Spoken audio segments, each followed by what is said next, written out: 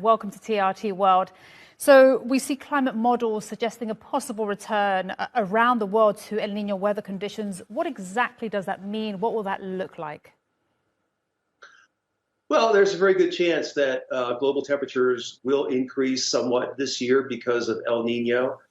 Recent warming since the 1980s has been driven by El Ninos. I don't think emissions play any role at all. Over the last 8 years, we've emitted 500 billion tons of emissions, worth 14% of man-made CO2, and there's been no warming.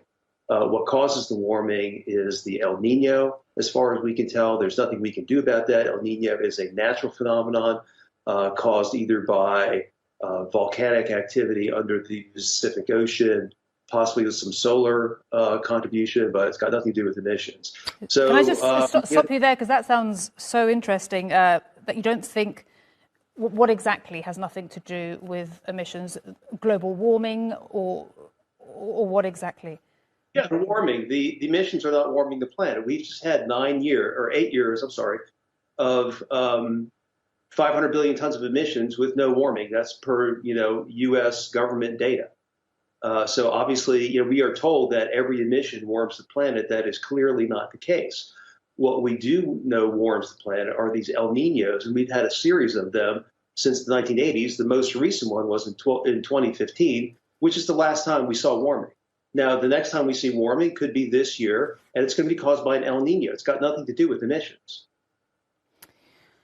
Okay, so tell us, if we do see El Nino make a return this year, which will be the hardest hit areas? What will that mean for humans and animals? Well, it's hard to tell. I mean, we don't really, it could be a major El Nino, which temperatures would go up a little bit. It's really hard to predict. Keep in mind, last year, people were, predicting this 1,200-year drought in California. They completely, California and the western United States is totally out of drought this year. No one predicted that. These things are hard to predict. I don't have a crystal ball. I don't predict the future. But what I can do is look in the past and see that emissions have not affected global temperature for most of the last 10 years. But I don't have data on me right now, but surely there are lots of people that would disagree with that emissions don't impact global warming.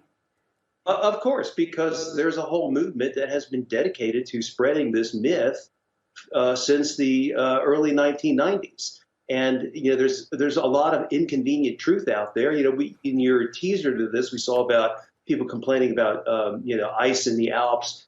6,000 years ago, the Alps were ice-free.